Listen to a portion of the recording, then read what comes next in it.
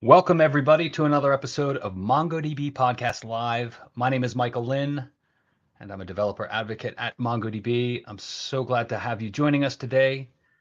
We're going to be talking about application modernization and focusing specifically on stored procedures and migrating those to a system like MongoDB.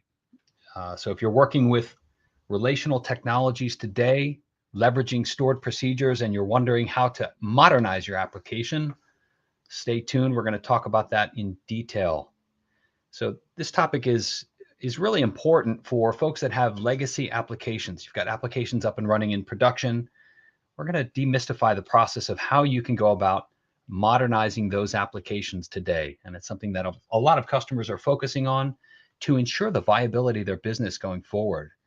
And we're going to spotlight some of the capabilities around MongoDB, how you can begin to understand how to move from a relational database to a document database like MongoDB.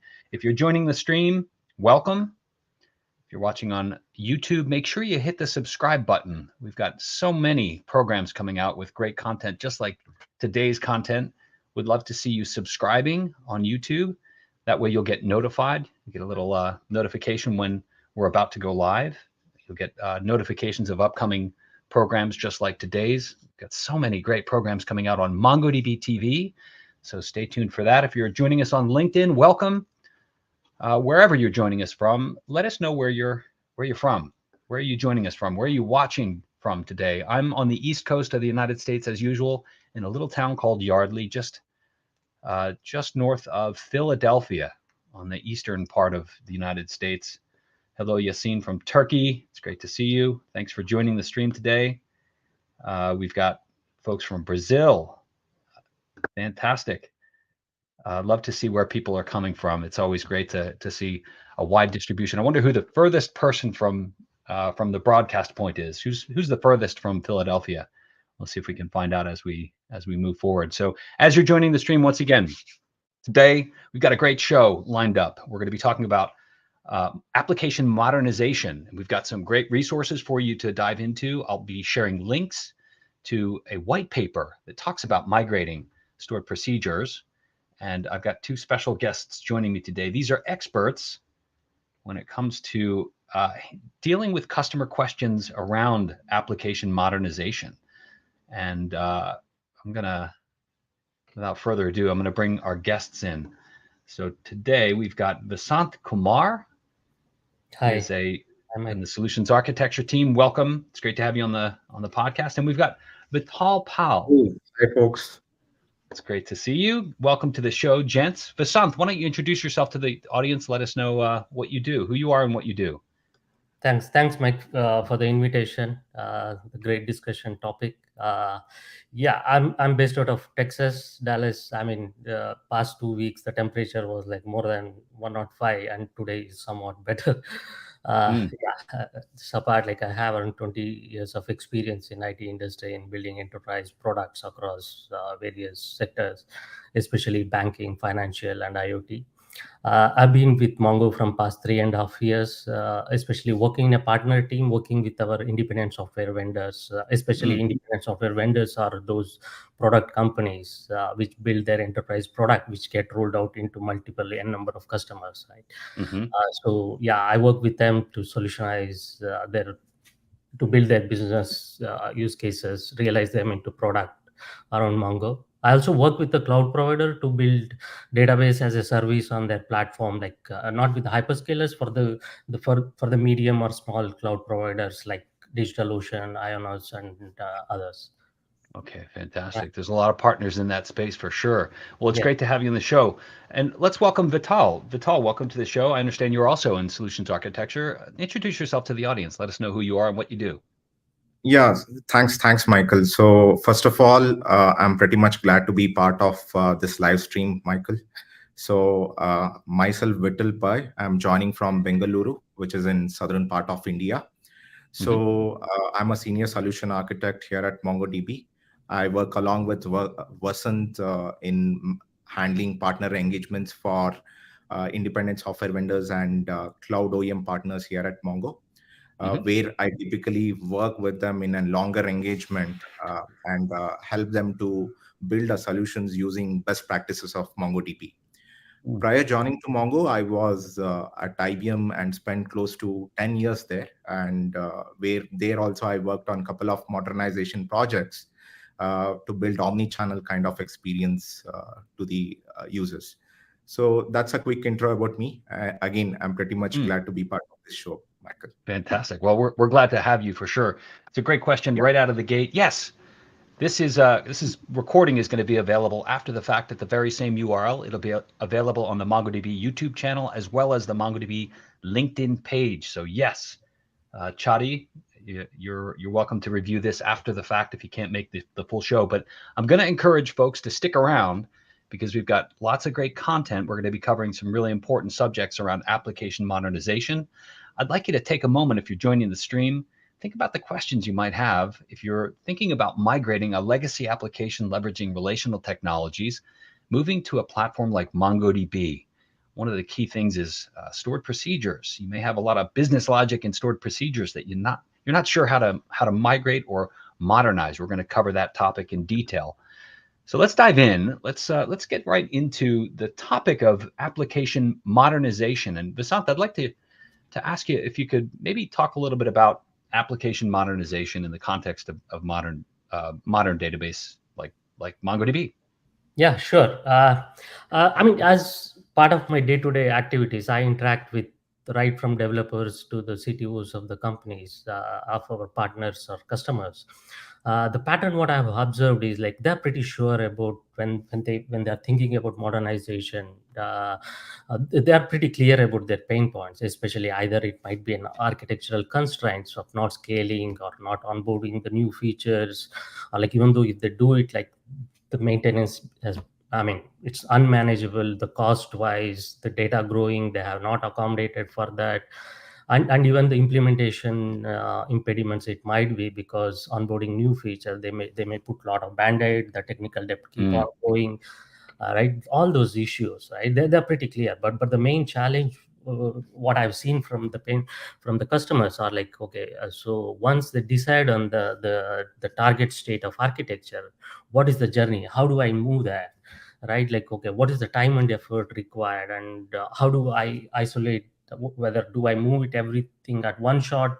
Do I go modular by modular? If I go that at one point of time, like how do I run both the architectures in place? How do I switch over? How do I migrate the data? Right? While migrating, how do I do the change data capture? Right? Like, these are the many complications which typically delays the process of modernization. So that's what they are looking with from us is like, okay, do you have some sort of proven practices built based on our experience, right? Okay, so that's where we guide them to overcome those, like approximately giving them the effort required, the process, frameworks, tools, which helps them to modernize their platform. Fantastic. Well, that's great. And I love that you've done it a lot of times with customers to the point where you've even developed a program called Design Win. So is that just like a series of best practices that you leverage as a part of your team? Yeah, especially good question. The design win program, it's across Mongo. Like what we do is like we identify our customers, and like if they are in a modernization journey, like we engage with them right from the portfolio assessment to deep dive on their architecture, not just with the data architecture, but also how it get integrated with that, and the full end-to-end stack, right? Like modernizing, building a POV, getting them into the confidence, right from there to we handhold them. Typically, these exercises may take from 6 months to 1 year, but still it's more longer engagement what we have with them, and we take them through that journey until at the end the benchmarking, comparison, and other things. Great. Oh, I love that. And I love that you begin with understanding the performance requirements, and benchmarking is always a key step in the process. And so I want to ask Vittal. So you're on the solutions architecture team, a team I used to be a part of, and I understand that there's a lot of customer engagement. Talk a little bit about how you engage with customers, specifically around application modernization. Exactly, Michael. So, as Vasanth said, right, so we have a design win program, which is specifically designed for independent software vendors. Similarly, we have some other programs as well. For example, MongoDB for startups, specifically designed for startup and incubators. And similarly, we have something called OEM engagement. In all these programs, right, what we typically do is, as part of app modernization engagement, we'll try to understand. It involves a series of steps. In that, first we'll start with understanding their key requirements and the current pain point, and why exactly they are planning for this app modernization, right? That is something we'll try to understand. And then we'll take a data driven kind of approach. For example, let us consider a scenario. If customer is modernizing app from relational to MongoDB for better scalability and performance, in that case we'll first understand what is their current data model, how exactly the current architecture look like, and what are the current architectural impediments they have, right? So by understanding that, so typically, right, and also we try to analyze how exactly the performance SLA wise they want to achieve in, and is there any time frame in mind. All those things, once we analyze, we help them to define an effective schema which solves their requirements in terms of performance SLAs and whatever it may be, right? And we also leverage tools like MongoDB Relational Migrator, which simplifies overall modernization process. So basically, they can easily migrate the existing data from relational to MongoDB along with the schema transformation. Once they have a target schema in mind, they can leverage these kind of tools. And also, since I'm in partner team, right, so I typically work with a lot of technological partners and all the big hyperscalers in the world. So basically, we have already a well-defined reference architecture in terms of generating a native integrations between MongoDB and their solutions.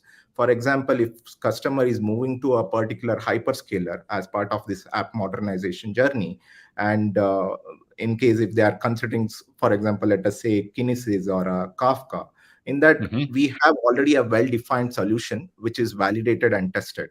So we'll directly position that as part of the solution architecture. So the key advantages is it overall reduces the migration period, and customer don't need to go ahead and validate the solution and all, right? So they can download the reference architecture and the typical solution and integrate as part of the app modernization target architecture which they are building. So this reduces the overall life cycle of the app modernization. That is one. And also we ensure from initial stages till end, they're using MongoDB in a right way or not. That is something we ensure as a solution architect, right?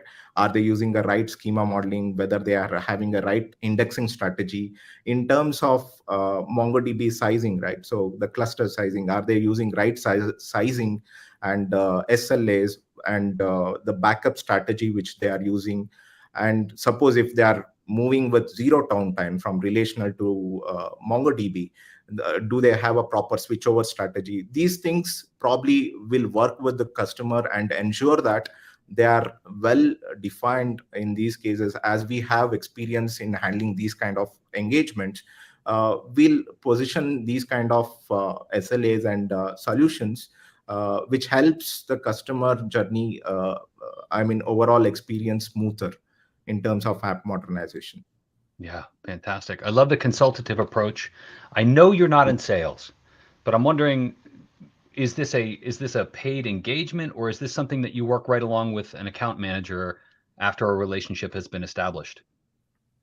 So typically, okay, Vasanth, you want to go ahead? That's fine. Like you can go ahead. Okay, so typically, right? So we work with our account executives, and sometimes, right, depends on criticality of the uh, engagement. If we also have a system integrators, right? So we have a partners we position professional services or a system integrate, which is a paid service again. So depends on the type of engagement and the solution which they are looking for. Based on that, right, we'll take a decision whom to position. So that is something as a solution architect, right? So we take that call as part of this process. Great. That's good to know. Great comment. Question from Razvan. Did you want to add something, Vasanth? Yeah, I want to add something. Especially, it was a pretty good question. Especially okay, so initially when we engage, we being at the partner team, the solution architect, we guide them through all these best practices, integration, logical architecture, physical architecture, and other things. But when it comes to an implementation, if they still need a support with respect to the implementation, either we have a boutique SIs where Mongo has invested in those boutique SIs and who are specialized in implementing. Especially, we have a vertical specialist, right? Yeah. So they come in, they dive in there, and we debrief them all the whatever we have analyzed, and we give it to them, and they work with our partners to take it to the future. Yeah. So working directly with the SIs and the ISVs, that's good to know. And I love that we look at any customer requirements, and there's a solution regardless of the size and scale that they're after. So good to know. I want to address a question from Razvan.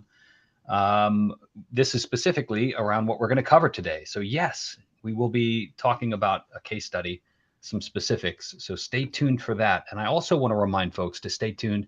We're going to have some trivia. We'll be asking a trivia question, and you could score yourself some swag, a nice MongoDB podcast t-shirt just like this one. So stay tuned for that.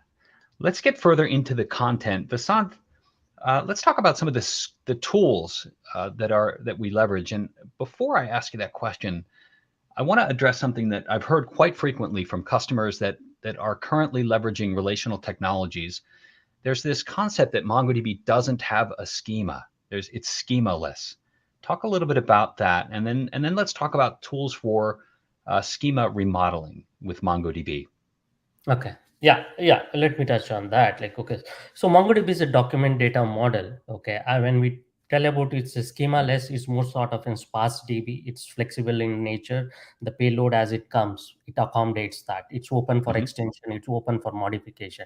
But still, you need some sort of governance need to be defined for to build any use case, right? That's why we have a schema validator in place. That means that as per your use case, you can define a well-rigid schema and also keep it for extension and also for modification as required. So that's how it stands out of the traditional RDBMS, where you can't modify, you can't extend, you need to go and add the columns, which breaks out your middleware services, your queries and other things. But that's not the case now, just to be, to describe it in a couple of sentences. Okay, great. So what are some of the tools that we look at when we start to think about schema remodeling? Yeah, so we have one tool called as a relational migrator, a pretty handy tool. What you can do is you can key in a schema or the source details of an RDBMS. It goes analyze the ERDs. It comes up with a recommended schema. For example, consider you have a 300 data entities in an RDBMS, and then based on the relationship and the constraints and other aspects, it automatically converts that. Take a logical unit out of 300 for a particular use case, there are around 30 tables involved.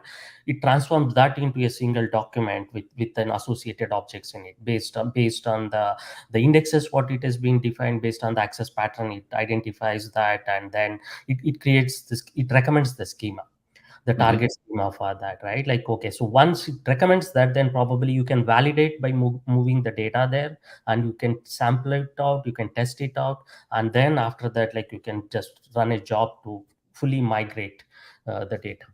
Yeah, great question from somebody on the YouTube channel, Data Engineering. They're asking about what do we use instead of stored procedures? I know we're going to get deeper into this, and actually Vittal is going to show some specifics around how we look at this, but go ahead and answer this question.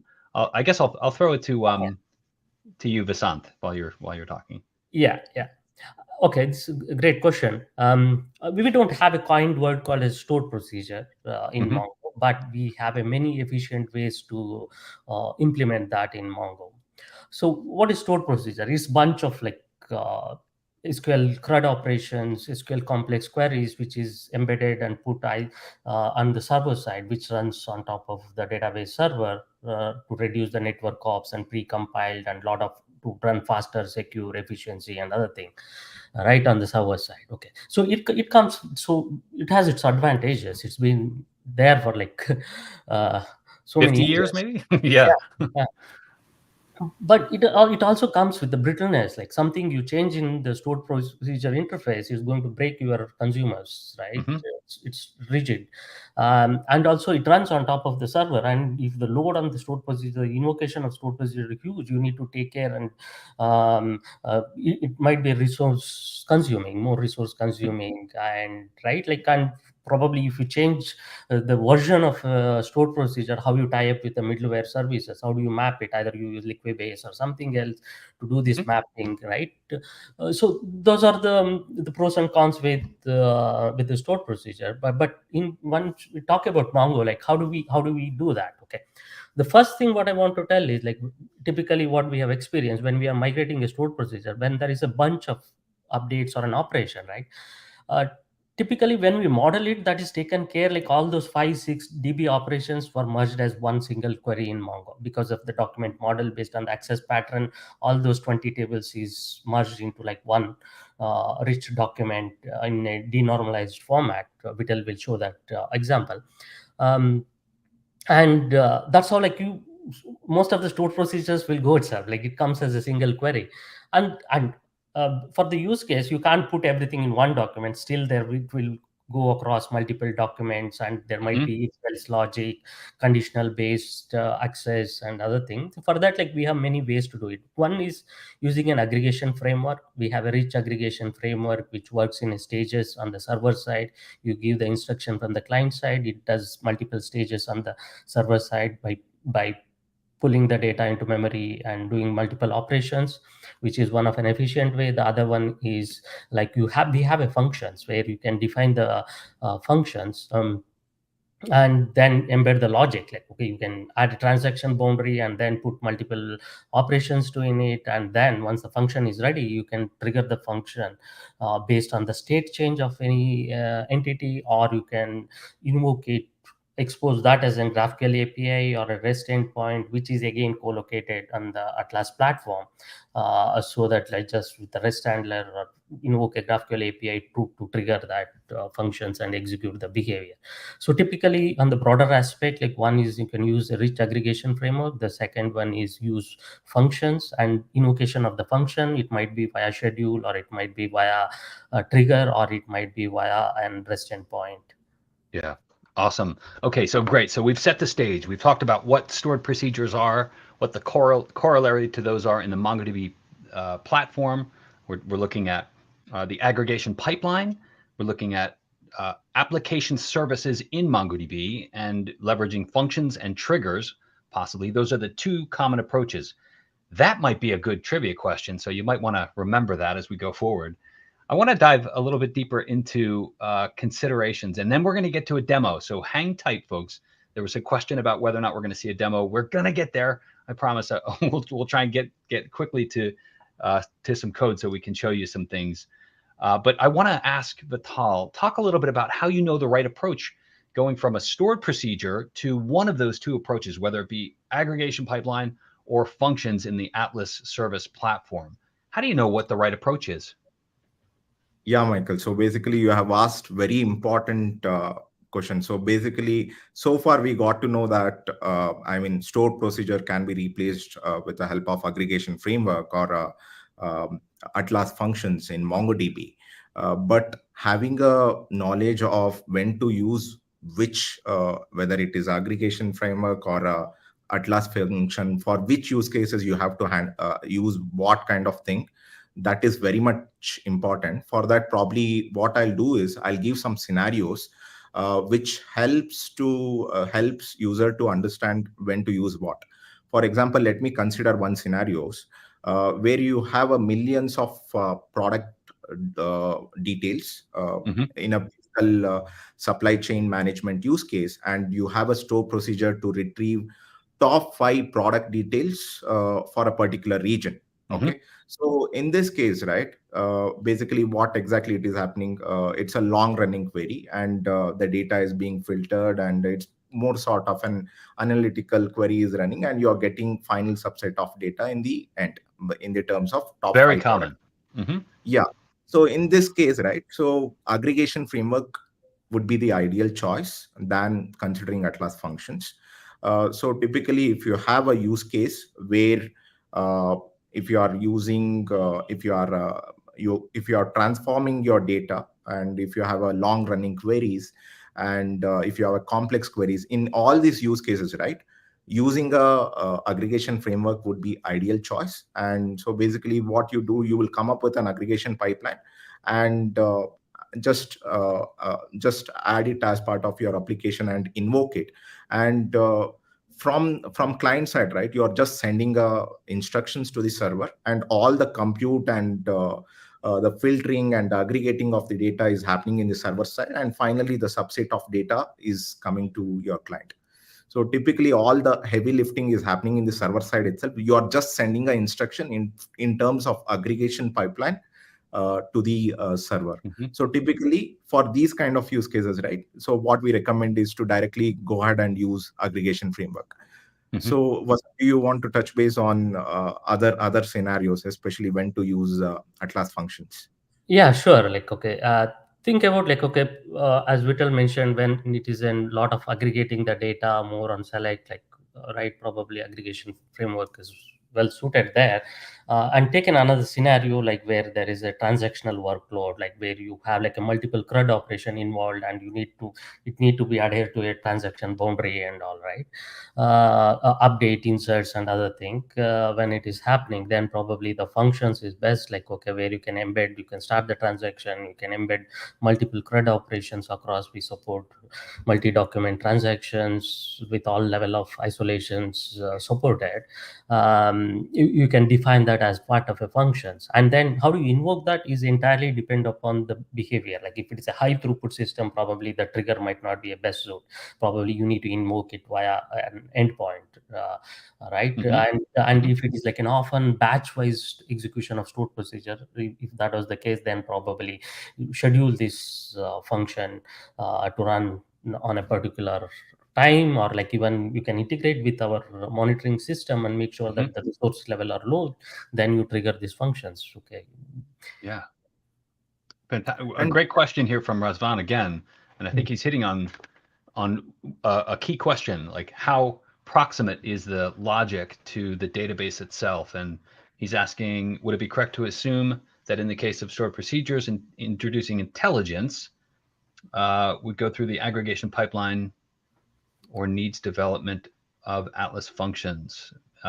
Maybe Vittal, you want to see if you can answer that question? yes, So yeah, typically, right. something close to real time. Yeah, so basically, I mean, if there are update and delete operations are involved, then definitely using aggregation pipeline would not be an ideal choice, Mm-hmm. because using aggregation framework, you can do only read-only kind of queries, right? So in this case, right, using an Atlas function would be ideal choice. Mm-hmm. That is what I would suggest. But another thing I want to suggest is, since aggregation framework can also be used as part of Atlas function. For example, if you want to, if you want to run certain function Mm-hmm. inside a transaction boundary in an Atlas function, and you can utilize aggregation pipeline as well inside an Atlas function, along with based on the results, right? You can do a CRUD operations on top of it. Yeah, and for the real time, the functions are better, like, because the thing is it runs on its own resources and Yeah. almost nearly located with the Atlas cluster, where you can have a separate class of service to run the stored procedure, because it has its own resources apart from the database, right? So the scalability aspect is right. If it is a very high throughput system, probably this is best. Great. Awesome. Yep. Just want to give a shout out to Buzz Machete. Welcome to the stream. Buzz and I worked together at MongoDB for quite some time, so it looks like he's checking out the stream. Good to see you there. Awesome. Okay, so let's get into the demo. What do you think, Vittal? Are you ready to maybe share your screen and get a little bit deeper into the demo? Yeah, sure. So let me share my screen. Okay, while he's doing that, I'm going to ask a question. We talked about two different approaches. We've been talking about them for the last couple of minutes. You should know this. We're going to choose a couple of people at random who answer in comments. So just comment, leave a comment with your answer to the question. What are the two approaches? We'll say two common approaches to migrating stored procedures to MongoDB. Go ahead and leave your answers to that question in the comments.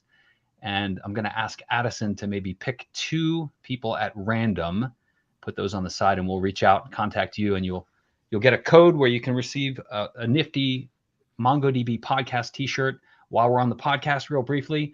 If you're interested in this type of content, it's available on the streams, so on the MongoDB YouTube channel, as well as the MongoDB LinkedIn page, as well as every podcast network. You can tune in and find more information at mongodb.com/podcast. Just released a couple of episodes this week, live from .local New York City, so don't miss that. So the question is, what are the two approaches to migrating stored procedures? Let's see your answers in the comments. Thanks for playing along. Vittal, here's your screen. There you go. Okay, cool. So as part of the demo, right? So basically, I'm considering one stored procedure use case. And also, I'll walk you through how exactly the data model looks like both in relational and MongoDB. Once that is done, right? So I'll just migrate that to MongoDB and we'll see how exactly it works. So the use case is, so basically retrieving top 10 customer details along with credit card details as a mast, along with some dynamic where clause based on parameters like zip code and occupation fields. And the data model something look like this in RDBMS. We have two tables. One is customer and another is customer transaction summary. Since in RDBMS, we store the data in a normalized format, you can see the data is spread across multiple tables. And in contrast to that, in MongoDB, we have a single document which covers all these details. If you observe whatever the details which is present in customer transaction summary in RDBMS, we are incorporating everything in a single document. So basically what we say is the data which is accessed together needs to be stored together. So that is what we have done as part of MongoDB schema. And let's take a look over the stored procedure definition and how exactly it looks like. So this is the code. I'm not going through more in detail, but on a high level, as I said, right? So we have a dynamic where clause between based on zip code and occupation fields. In case if it is not null, we are selecting top 10 customers and we are printing only the certain fields, which is name, phone number, and also card number. And if you see here, we have incorporated a logic to mask the credit card detail with asterisks. And since the data is spread across multiple tables, we are doing join as well. That is, we are doing join with customer transaction summary table. So this is how the typical store procedure looks like. And in the else clause, suppose if there is no where clause is available, right? So we are just executing the same thing without where clause. That's all. Okay. So let's see how exactly we can migrate this store procedure to MongoDB.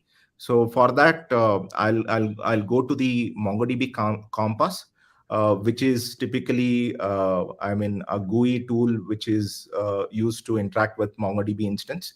So in interest of time, I've already logged in to MongoDB Compass, and let me just go to the collection which I've created, which is customer.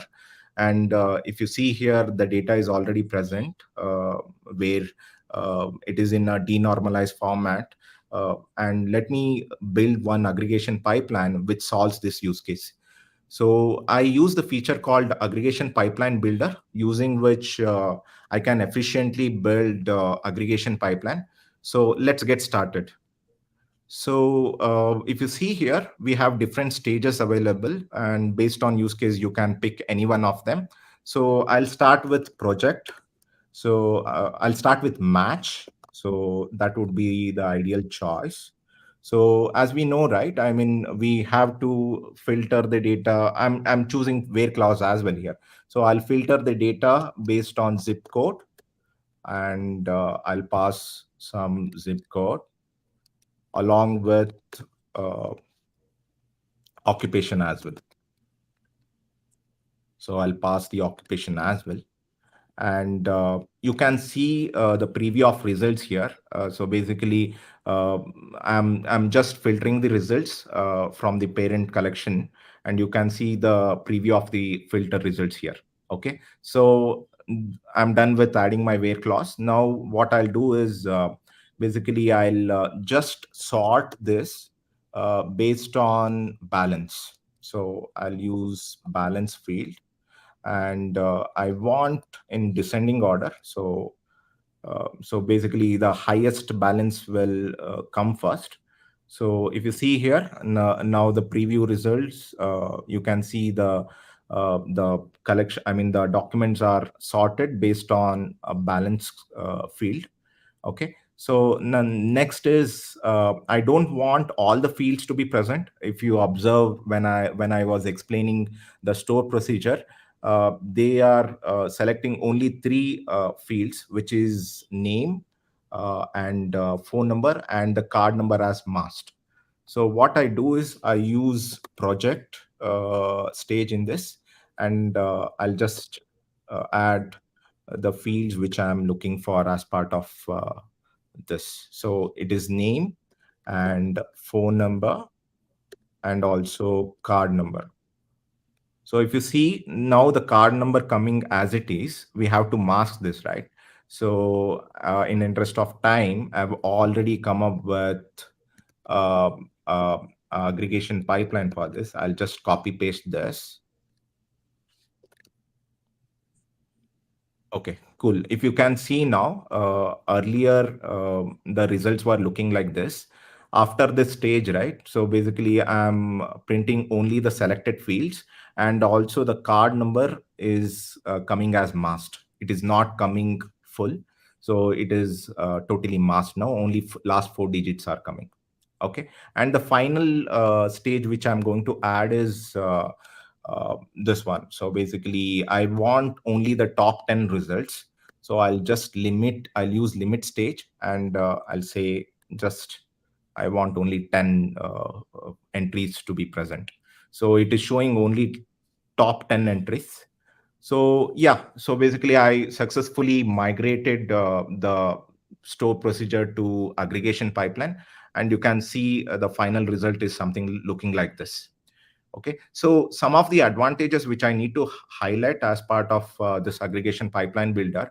Typically, if you are developing this developing the store procedure in a relational word, so what exactly you have to do? So you have to write all the instructions, and then you have to deploy it in some server, and then you need to invoke it to do the testing. But with the help of aggregation pipeline builder, right, you can see that, I mean, during the development stage itself, you can see how your results look like. So this improves the overall developer experience. And yes, MongoDB is known for a awesome developer experience. And we have also tools like this, which makes developer life easier, that I would say. And also, Yeah. I'll walk you through one of the feature, right? So now I have a final aggregation pipeline code ready. Let me just export this. And I do have an option to choose whichever language I'm working on. For example, if I'm building an application in Java, I can just choose Java here. And also, if I need to add import statements and driver syntax, I can invoke this. And that's all. I mean, I can copy this code snippet and incorporate in my application logic. As simple Yeah. as that. Yeah. Fantastic. I want to remind folks that what you're looking at is MongoDB Compass. It's a user interface that runs on your laptop or desktop and connects to the MongoDB database where the data lives that you're working with. And this is one of my favorite features, export pipeline to language. So this gives you the ability to codify the pipeline stages that you're building visually, codify those in an actual language that you're going to work with. So you're going to be developing some code. There's a great question from Razvan. I want to see if we can address that before we move on. Version control. Talk about that with as we develop the solution to application modernization, leveraging either aggregation framework or functions. How do we think about version control?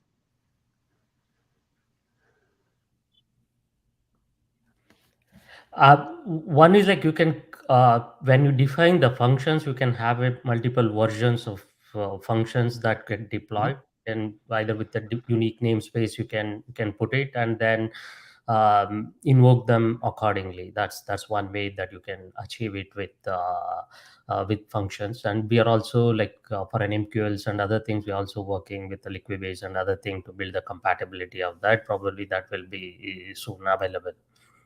Great.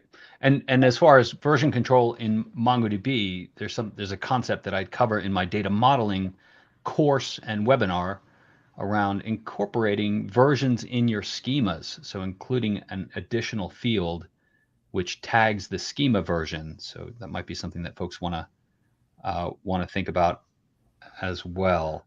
So great. Well, thanks for the demo. Is there anything else you wanted to show folks in the demo? So I mean, just to summarize this, right? Like with this particular tool, you can design, build, and validate at once. You don't need to have a separate multiple stages. You can do it once.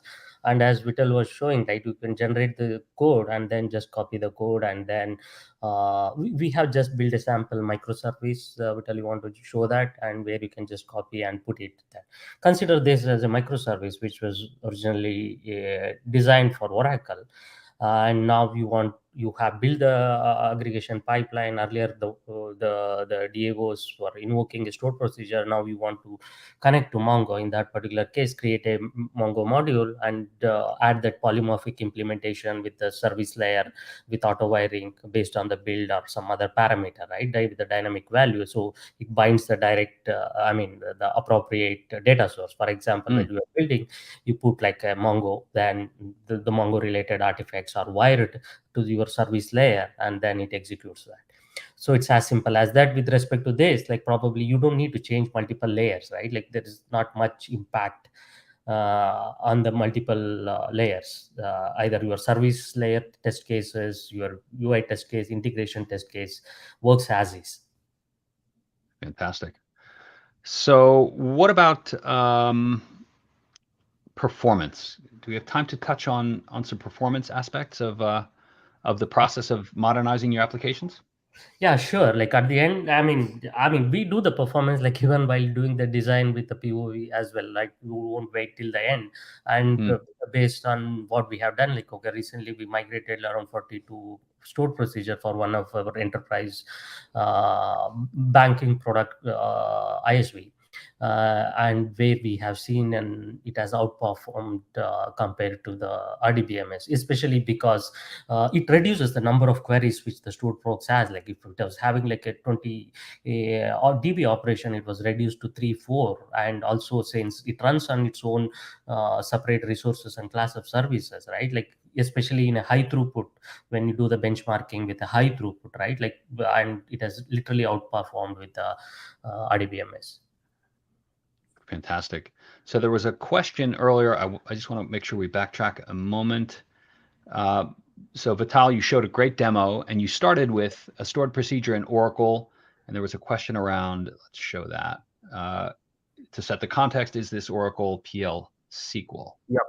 Yeah. It's Oracle PL SQL. Okay, fantastic. So Cloud Surfer 22, there's your answer. All right. And when you're writing a stored procedure, you need to be an expert in PLSQL, right? You need to have that expertise. And now you've seen in the demo, like what you need is like just you need to browse through the multiple operators, and the name itself, it provides the match. A match is a match, group is a group, right? Like you don't need to worry about the syntax and other thing. Yeah. Great. So we've covered quite a bit of detail. I want to send folks to some resources. We've got a landing page with access to multiple resources, things that we discussed today. If you want to get more information, you can visit that link that's shown on the screen now. It's landing.mdb.link/migrating-stored-procedures-MongoDB. There's links to the white paper there, to the GitHub repository. You'll get all of the details that we discussed today. Talk about the white paper, Vasanth. What's on that white paper? What can people expect? Okay, the white paper has the detailed one-to-one mapping with multiple operators of PLSQL and how you can map to the corresponding aggregation framework, and then detail, like for example, if you have a if-else case, switches and other thing, like how do you do it with aggregation framework. Like it's a lengthier document of around 40 pages, which has a detailed description and a link to a multiple resources and other thing. I mean, all the best practices is embedded over there. And another point, like what I tell to our customers is like, okay, the Compass is free. You have a sandbox in Atlas. Please go ahead and try it. Like, you just download the Compass, create an account in Atlas, launch a free cluster.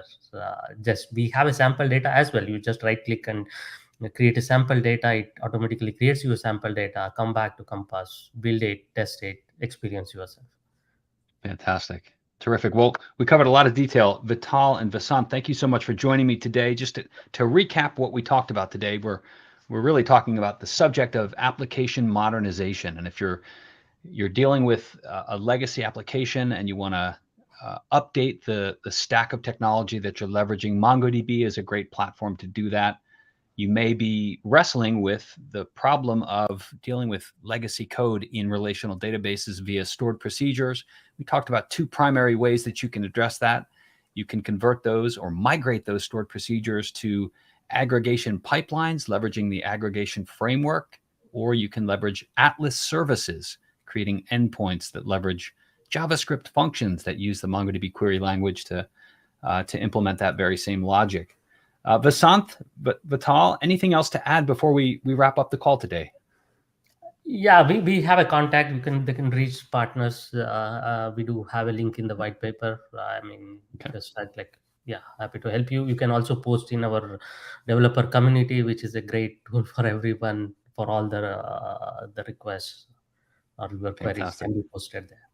Yeah, terrific. Vittal, anything else to add? Yeah, I do see there are a lot of interesting questions coming in as part of this chat, right? So sorry if as we are unable to answer all of them because of time constraint, but probably you can reach out to us over a LinkedIn as well. Happy to, answer all your queries with respect to stored procedure migration. Fantastic. All right, great. So there's the contact information. You can look up Vasanth, Vittal on LinkedIn. And as always, you can find me on LinkedIn, and you can find me on Twitter at mlin. Follow along. We've got one more quick plug. If you're looking to learn MongoDB, a great way to do that is with MongoDB University. You can click the link here, mdb.link/learn-MongoDB. It's a free resource available to you if you want to learn about MongoDB and the MongoDB query language, the platform. There's great information there. We also cover all of these topics on the MongoDB podcast, available at mongodb.com/podcast and every podcast network, Spotify, Google Podcasts, Apple Podcasts, and so many more. I want to thank you, gents, for joining me today. With that, we'll close out the stream for today. Thank you. Have a great day. You.